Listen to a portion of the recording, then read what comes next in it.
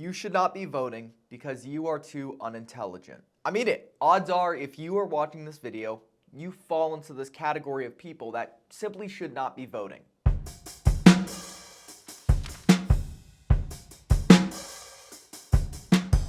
There's been this social campaign that's been going on for the past about 20 years that everyone should be getting involved in our democratic process. I'm sure if you've talked politics with some people before, you've probably run to the kind of centrist that says something along the lines of, both parties act the same and the truth is somewhere in the middle.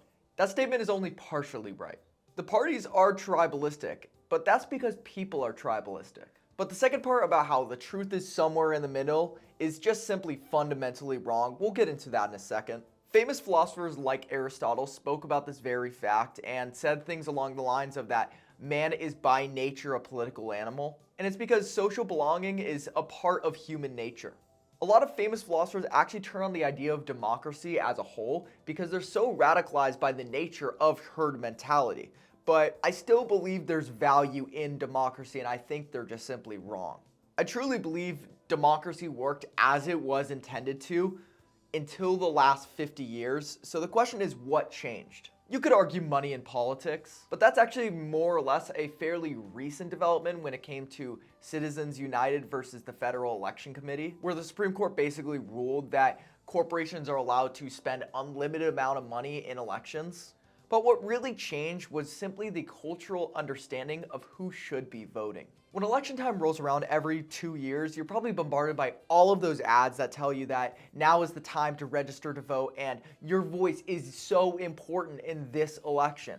There's been this weird narrative that because you have the right to vote is that everyone should be voting. There's almost a shame and social pressure factor to it, to where if you tell someone that you're not going to be voting, somehow you're labeled as a coward. Now, usually the coward part comes from a very partisan view, where when they tell you you need to go out and vote, what they're really telling you is that you need to go out and vote for their guy, and they're just kind of upset that you're not voting for their candidate. But it ultimately brings me to my point, is that those who aren't educated in politics are voting in politics. And it's become rather a contest of which side is willing to win with the educated voters. Now it's about pulling together as many uneducated people as possible to just win via number of masses. There was a time when this wasn't the case. There was a time when people didn't openly speak about their politics, and not only that, respected when they knew they did not know about each candidate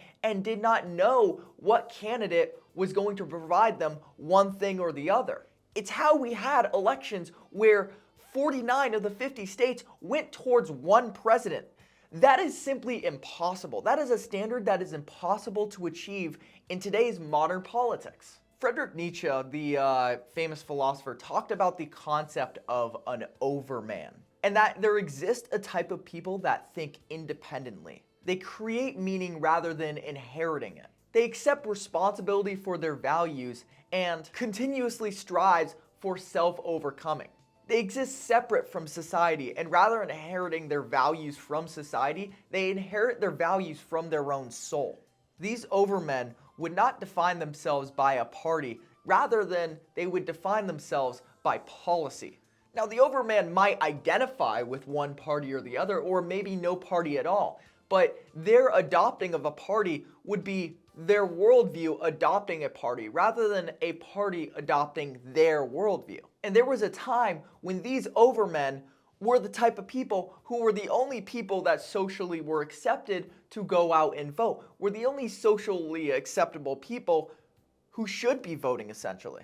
But the inherent existence of an overman does essentially imply the existence of an underman, someone who isn't an independent thinker but a conformist. Unfortunately, most people in today's modern society are, by a binary perspective, undermen. But Nietzsche never really treated being an overman as something that you were born with.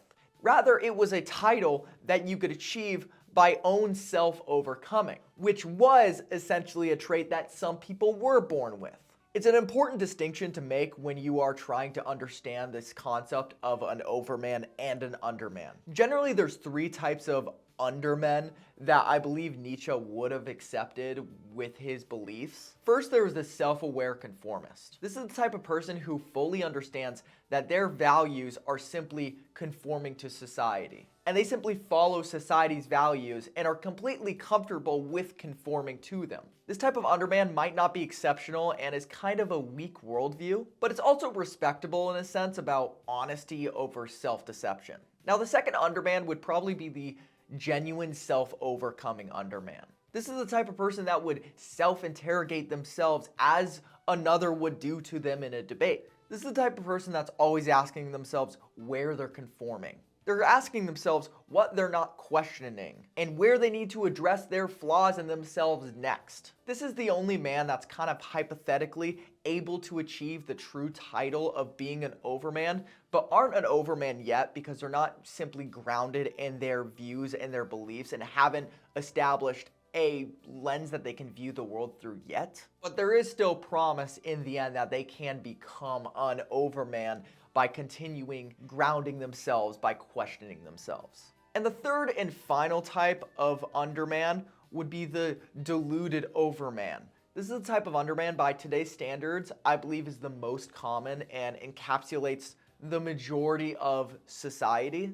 And this is a person who thinks they're an overman but falls into the traps of being an underman. They're stuck in repeating talking points that they've picked up from their political tribe. They seek validation from their peers rather than standing out. They react emotionally to criticism and define themselves simply by being in opposition to another group. This is the type of person that is trapped in the herd while believing that they escaped it. This identity does plague both parties, which has led us to this us versus them pendulum swing that I spoke about earlier. But do not be mistaken, this identity is, yes, represented in the right and the left, but it's also very represented in those who like to call themselves centrists. There's a group of people called enlightened centrists. If you remember at the beginning of this video, I spoke about the centrists saying something along the lines of that it's both parties are the same and the truth lies somewhere in the middle. The only reason I said that's only half true, yes, is because both parties, yes, are consumed by the undermen. But often does this stance of being a centrist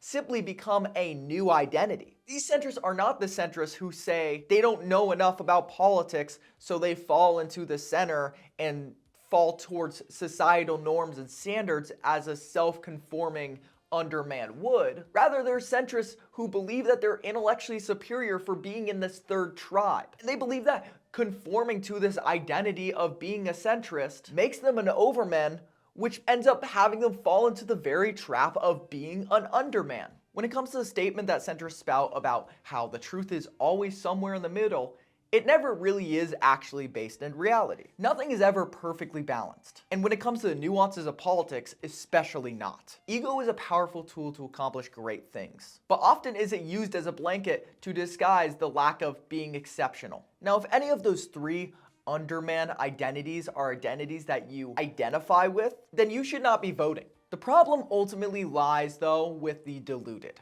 And those are the ones that are voting that should not be voting, that are actually going to the polls and filling out bubbles. The best way to identify if you are deluded is if you believe that you are an overman and how you reacted to when I read off the definition of what a deluded overman is. If you thought you weren't any of those traits without a second thought, completely ignored the definition when I read it, and cognitively distanced from applying it to yourself, or you got the impression that it was biased in any what way matter, then I'm sorry, you are deluded into believing you are an overman. The only correct reaction would be assessing it, and not just applying it to objective values, but also specific stances, and mentally challenging yourself.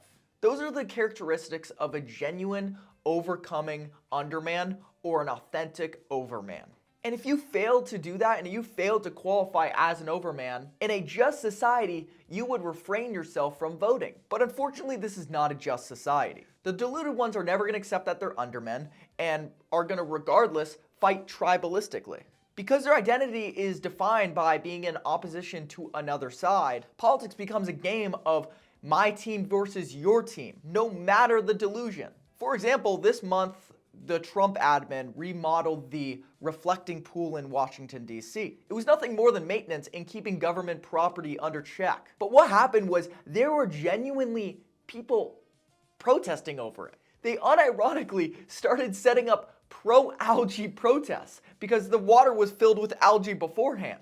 It was such a non-issue. But the modern state of tribalism in politics has made them argue that algae and not maintaining property is somehow a good thing, and that it's somehow a good thing they took time out of their day to go and protest. Out of their free time, they went to the side of the reflecting pool and argued in favor of algae. These people, like most people, are not interested in actually being educated in politics, rather being on the right side of history. They will never actually stand for solutions that solve things. It's why when you talk to these people about complex issues that aren't mainstream issues, like economics that aren't in the spotlight, most people will flack it up to boring issues that they don't want to bother with. But they should be bothered with it for two reasons. First, boring subjects define the framework of our country. We can talk about banning drag queen story time, but do we really value our leaders' opinions on that over how the country should technically be operating? Most of these deluded voters will only believe in these specific boring issues only when it is then clear that the opposition supports the other side of one issue. It's why people who say they're really into politics when they're not really educated are only into social issues. It's because it's more fun to take a stance like that and you don't have to actually learn anything. It's just about saying how you feel. It comes deep down from a place of self-importance. These social values looked at from face value are the easiest to become tribalistic over, mainly because it's not about what's factually right or wrong, it's about what's morally right and wrong. And you can't disprove something with the defense of a moral code. And since morality comes from a place of identification of political affiliation with these people, you simply will never be able to actually triumph in a debate with them. But the harsh reality of people having this mindset is that politics is dynamic. Social issues on face value are supposed to have no logistical ramifications. But the truth is that they do actually affect the boring subjects. And it becomes an uncomfortable truth to those people who have built their moral compass to support or oppose one of those views. Immigration is one of the most damning problems this country faces. The left in the last 10 years has taken the stance that they are against the concept of that it's something needed to be controlled. The reason it has become the most relevant issue to them right now is because it's the opposition to the most relevant care of the right. It used to be a bipartisan issue, but obviously it's been a hot button topic in recent time. So how do I tie the boring issues to this with my ultimate point? Well, let's ignore the topic of jobs, as most people have their preconceived arguments and talking points from their parties when it comes to that subject. Let's talk about GDP. GDP per capita plummets with immigration. Each immigrant costs roughly around a net negative $50,000 on the government, meaning generally where everyone puts money into our government, each immigrant we bring in takes roughly around $50,000 out.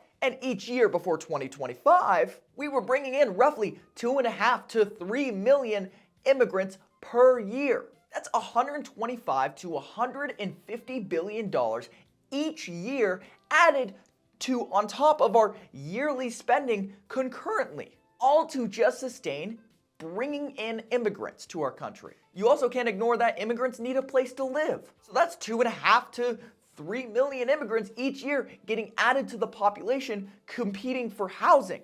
And that drives rent and house prices skyrocketing due to demand. These are the boring subjects that puts a strain on everything when it comes to our day-to-day life. But those issues are just boring, so they're not worth talking about, right? Now we're interweaving factual justification with moral justification. And that's when people like to shut out. Right about now is when the deluded voter runs out of party talking points. And right about now is when the deluded has that emotional reaction that we talked about, whether it be cognitive dissonance or it's them actually getting upset about me bringing up these points. This also might come off as if I'm against welfare, but sincerely, I'm not. I actually support the idea of welfare and happen to fall economically left on the subject. I just also understand where it can be abused and needs to be limited on certain subjects. So here's the final point I'm going to leave you with.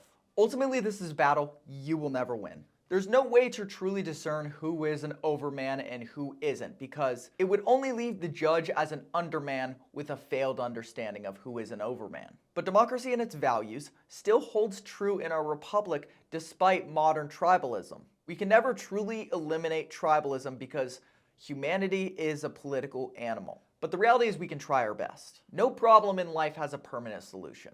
The world is flawed and its people are flawed. But you as an individual can do what you can. Educate yourself, challenge yourself, overcome yourself. Strive to become an overman, not for the title, but for the truth. Nihilism is a toxic mindset. Believing purely that you can't get anyone anywhere is a poison to the soul. I know the daunting reality that true thought is few in numbers, but you should still strive for it nonetheless. Lead by example in your communities. Lead by example in your tribes. Influence one another and try to become, rather than seek to live comfortably complacent in an entourage of self-glory. You owe it to yourself and you owe it to your tribe.